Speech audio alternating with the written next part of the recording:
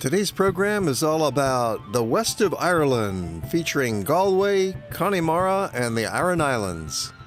Most visitors to Ireland arrive at the Dublin airport and rent a car, or like in our case, join your tour group. We have a private van and driver for our small group, and we'll be together for the next 8 days exploring Ireland. And within 2 hours, you can drive all the way cross country. We're stopping an hour and a half in at a historic site. The ruins of Clonmacnoise, dating back about 1,000 years, are one of the most important religious structures from ancient Ireland, more frequently mentioned in ancient history than any other place of its kind in the country. The two round towers are by far the most interesting buildings in Clonmacnoise. Of all the round towers in Ireland, of which there are many, these are considered the most beautiful and perfect. Principal use of the tower was to protect the clergy and the treasures of the churches from marauding Vikings. They would go up into the tower and barricade themselves inside. The Danish invasions were heaviest and most harassing in the early part of the 9th century, when Clonmacnoise was in its most prosperous state. The churches were the main target of the invaders to grab the gold. Its location on the Shannon River made it very easy for the Vikings to come up in their longboats and do the raiding. While there are only remains of 3 small churches now, earlier there had been a dozen, and it's believed they were destroyed by Cromwell's invading armies in the early 1650s. The invasion by the Parliament Army of England was especially brutal, and Cromwell is still a hated figure in Ireland, a symbol of English oppression. We'll be seeing lots of green fields as we roll along through Ireland's countryside. We carry on with our van ride just another half hour to Galway on the west coast, our home base for the next 3 days. Day 1, we'll focus on Galway City. Day 2, a trip out to the Aran Islands and an ancient prehistoric stone fortification.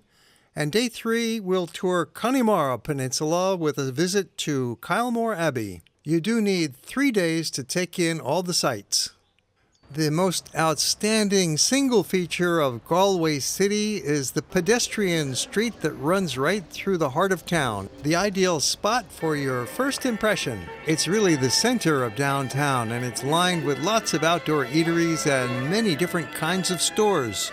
It's the best place in town for people watching, and a great place to strike up a conversation.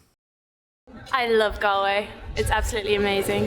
And why is that? Because the atmosphere. I love the atmosphere. It's so friendly and everybody's always enjoying themselves. What are you doing here? I'm studying science in the university. And looking for a part-time? I'm looking for part-time or full-time or whatever will have me. In restaurants maybe, right here. Restaurants or bars. This busy street is only 600 meters long, but it seems much bigger than that. Especially here, we're in the lower section towards the river. It's called the Latin Quarter, and this is where you've got the highest density of these outdoor sidewalk restaurants. The best time to visit a stretch like this, of course, is around twilight, the cocktail hour, the dinner hour. If you come in the morning, it's kind of dull. If you come in the mid-afternoon, it's not very busy. But in the early evening and right on through the night, this is the center of town. Especially in Galway, which is a university town, so there's lots of young people, and they love to cluster in a place like that. This end of town is called the Corrib. There's a small plaza here with benches. It's a fun place to hang out, get a drink from the tea shop. In front we have the River Corrib, and it flows out into Galway Bay. And we're actually in the area that's called the Claddagh. It's a very old part of the city. There was a population of people who lived and worked here over 1,000 years ago. It was the earliest settlement known in Galway. And now we have modern hotels. Down at this end of town, you've got the famous Spanish Arch. So called because Spanish merchants lived here in the 16th century and practically controlled the city. Because of its excellent location on the west coast of Ireland with a natural harbor, Galway enjoyed for centuries trade with Spain. The arch was built in 1584, but it's an extension of a Norman wall built much earlier in the 12th century. There would have been a longer wall running around it to enclose the fortified settlement, and this is what's left of it. The city thrived on international trade, and by the Middle Ages, it was the principal Irish port for trade with not only Spain, but France. Those merchants lived behind the wall to protect themselves from the Irish. You'll find that Galway is a perfect city to visit and spend a few days. It's a wonderful place in itself, and it gives you access to beautiful countryside of Connemara, the Aran Islands, and other places that we'll be visiting. It's a sizable town, population 75,000, which makes it the fourth largest city in Ireland, after Dublin, Cork, and Limerick. And yet, it's not a big city by any means. There really are no skyscrapers in town, and the central part of town has a pedestrian atmosphere with lots of shops, pubs, of course. There's historic buildings, and everything is in a human scale here. Personally, I'm not much of a candy eater, but when your mother-in-law remembers some candy that you brought home from your last trip to Ireland, hard, sour apple drops, and asks for the same candy again, you have to go find it. Apple drops. They're made by Curly's in Dublin, and they've been made up there for over 100 years now. Half a kilogram.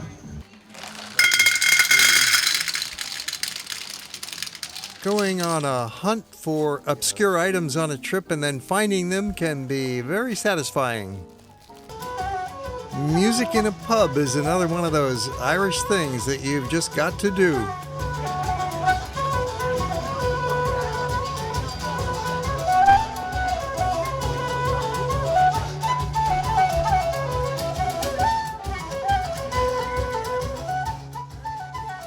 We're down at the southern end of the main pedestrian street. Here it's called Quay Street. This lane changes names several times in typical European style. It's the High Street, Churchyard Street, it's Shop Street, William Street, and Quay Street at the lower end with all the restaurants. I found a very nice French restaurant here in the Latin Quarter of Old Galway town, and it was delicious. The price was terrific. The three-course meal was €22, and I got there early, so the place was not crowded at all. Delicious chicken breast with lentils and stewed vegetables, hot from the kitchen, with a window seat where you can watch the people walking by, putting on that show of Theatre of the Streets, the Latin Quarter Bistro. There are some other interesting streets in Galway, such as Middle Street and Cross Street Lower, but you'll find that the main center of attraction is that pedestrian lane that we've been focusing on. But if you've got the time, wander around and discover more of the city. Eyre Square, one of the most popular spots in town. It's always busy, beautifully landscaped in the center, with hotels around it, restaurants. The bronze statue represents a traditional sailing boat called the Hooker. Eyre Square is also known as John F. Kennedy Memorial Park. Perhaps you've heard that every once in a while it rains a little bit in Ireland. You've heard about the rain? Yes, it can get very wet with those winds blowing in off 3,000 miles of Atlantic Ocean. But when the rain stops, the air is nice and fresh, the streets are glistening, it's a great time to be out walking. Or duck into the covered shopping mall. Yes, Galway City also has a downtown shopping mall like just about every city in the world. Actually, two malls joined together, the Eyre Square Center and Corbett Court. They've got over 100 stores and, of course, a lot of places to eat. Our Imperial Hotel is conveniently located on Eyre Square, just around the corner from that pedestrian mall. A good night's sleep followed by breakfast to get us ready for a big day.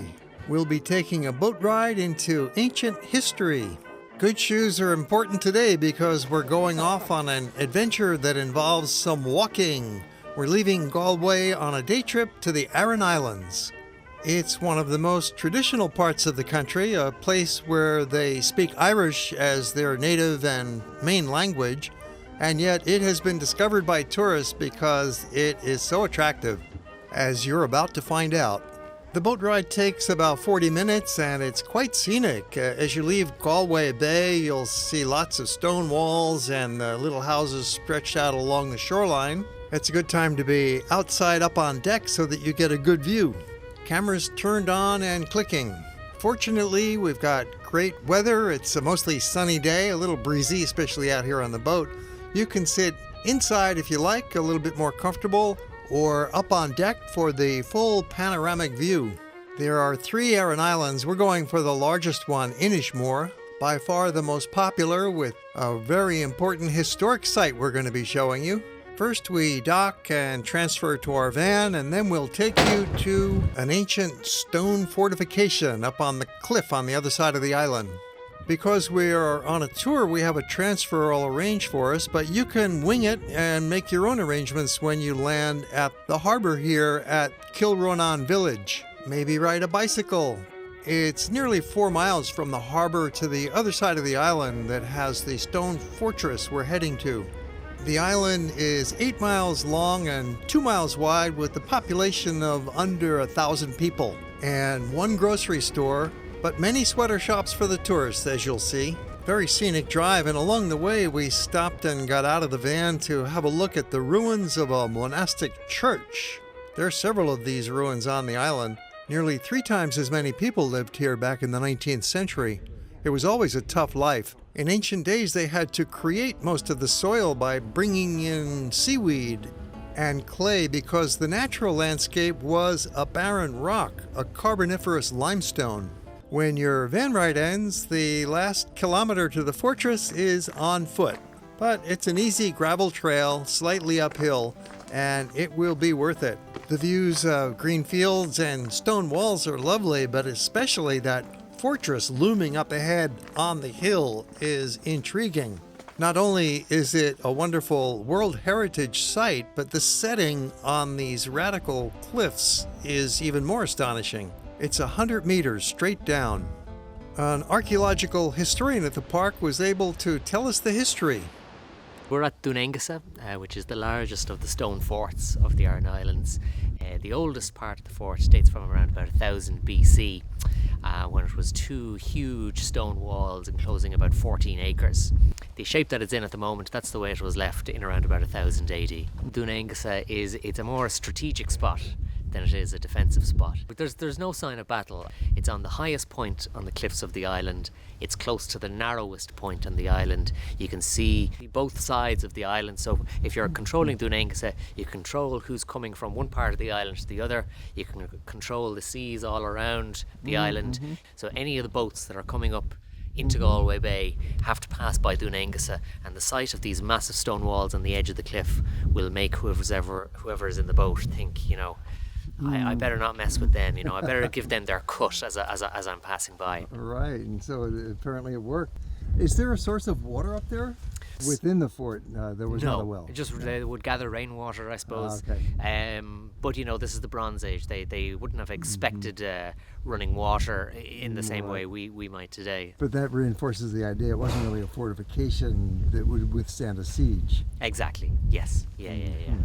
So just a lookout, a ceremonial place. Probably, yeah. A special place. Exactly. I mean, it's on the edge of the cliff between the land and the sea and the sky. It's at a very particular spot that maybe had special meaning for them. Oh, this is great.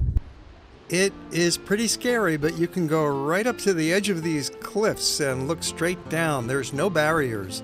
Then after your visit, it's a much easier walk downhill. And there you'll run into a little cluster of shops and a cafe, a chance to look at the Aran sweater and other kinds of knitted woolen goods.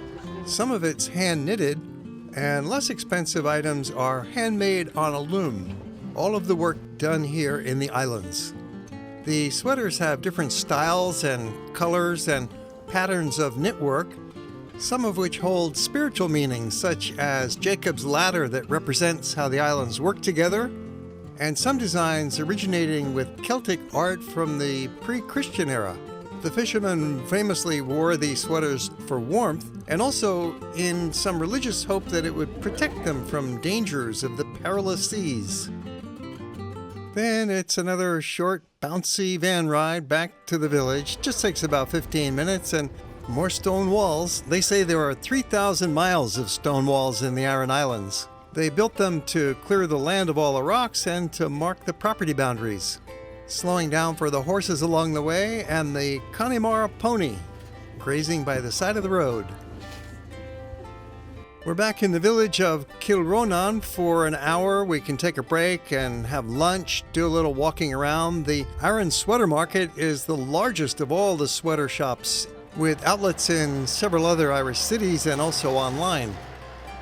This doggy must be one of the town characters. He was running around loose and acting very friendly, maybe too friendly to the visiting tourist dogs. Very interested in making friends.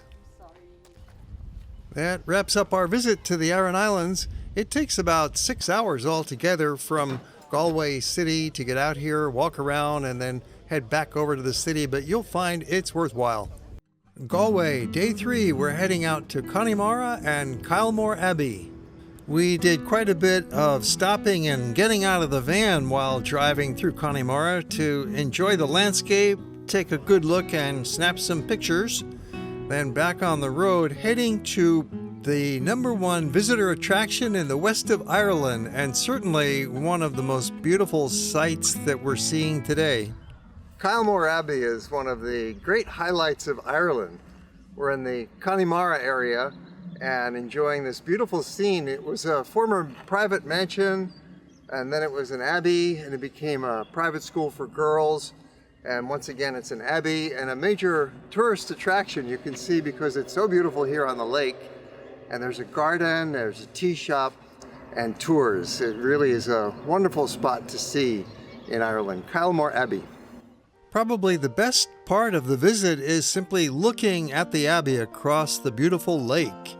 But you also get to go inside and tour the former mansion and walk along the shore. And there is a beautiful landscape garden that's been created that for many people would be their favorite activity. You could walk from the abbey to the gardens, but it is about half a mile, and so they provide a shuttle bus to bring you from the abbey over to the garden. You can walk around and then take the bus back again. The Catholic Girls' School was operated by Benedictine nuns, and it was open from 1923 until it closed in 2010. But there's still an order of nuns who live here, and some years ago we had a chance to speak with one of the nuns who told us about the history. So while we're looking at the beautiful sights of Kylemore, let's listen to the sister. First of all, welcome to our small native island, the land of many greens. And you are now seeing a part of Connemara in the west coast of Ireland. Very special part. A lot of people say a bit of paradise. The setting of this place and everything about it is special. And should you ever come to Ireland and the green spot in Connemara, just know that you'll be very, very welcome. Our abbey was first a dwelling home for a very rich Englishman, Mitchell Henry, who married in north of Ireland a lady. Many people came from the continent to help build this. It took 8 years to build it. Mitchell Henry himself even brought a lot of plants and shrubs from South Africa. He had a lot of mines there, and eventually they all fell through and he had to sell out. And after that he was very despondent and eventually had to give through to the abbey. And it was taken over by the Duchess and the Duke of Manchester. And they were here for about 10 years. And finally in 1921, our own community, we're a Benedictine community. St. Benedict was very much 6th century Italian. And the Benedictines right through Europe were marvellous for education and whatnot. We would be directly from that line. They came to south of Ireland and in 1921 to Kylemore. We share it with so many people from all over the world. Many languages every day from the northern hemisphere to the southern hemisphere. We leave our gates open and our craft shop and restaurant. As a Benedictine, our first thing is the praise of God, which is our prayer, which we sing. After that, it's hospitality to the stranger. And it's a very special part of our vocation, meeting people and being with them. And I must confess, we not only give, but they give to us when they come through. And we have something to give. Thank you very much. Thank you, sister, for that fascinating story of Kylemore Abbey. It is a wonderful spot. And there are other beautiful sights in Connemara. We're driving now to the town that's considered the capital of Connemara, the town of Clifden. I'd consider it one of the top 10 towns in Ireland for charm and beauty. It's a quaint place. It's got wide sidewalks, a lot of shops and cafes. We're here on a weekday in the month of May, so it's not very busy. It looks like more locals than tourists out today. We did run into one character, a German tourist who is pedaling his bicycle all the way around Ireland with his dog in a trailer. Bicycling is very popular in Ireland, even though many of the roads are narrow, as he found out with his trailer. And then we stopped into a local bike shop where she also sells arts and crafts.